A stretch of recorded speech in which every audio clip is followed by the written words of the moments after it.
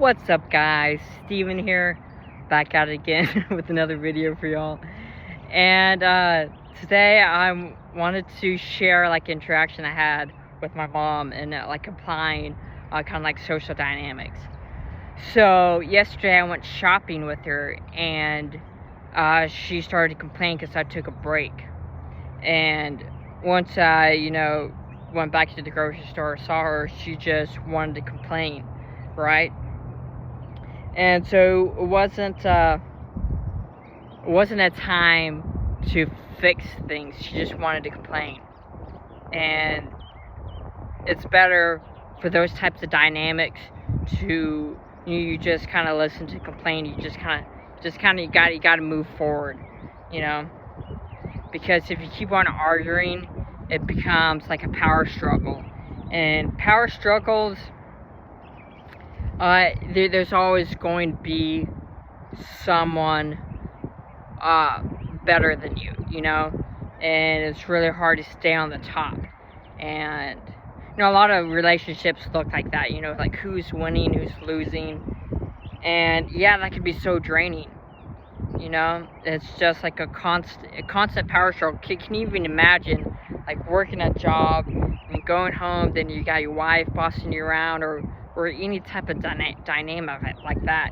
It can be very exhausting, and I don't think that's healthy. And especially if we're talking about like toxic relationships, then yeah, I would say that would eventually lead to just like a hollowed out husk of a guy. And yeah, it's just sad to see. I've had that happen to me, and I'm sure a lot of y'all could relate to that or seen that happen, or maybe you're going through that right now. But yeah, it just leaves you not really wanting to be you. Like being you. Let's say if you could do whatever you wanted when you got home, without it been just relaxing, without it been doing something fun, but you got someone else bossing you around. And if you want to change that dynamic, the honest truth is you almost can't. Unfortunately, you almost can't. It's like, it's like that person is set for that. They already made up their mind. And sure, maybe a small percentage could change for you, but I definitely think that's on the rarer side. And how would you would go about that? You would have to kind of like stand up and say, no, I don't want to do that. I want to relax, or I want to do something fun. And most likely they're going to not react good to that. They're gonna be like, oh, why aren't you listening to me? Why aren't you doing this? It's like, don't you see all the stuff I've done for you, and stuff like that. And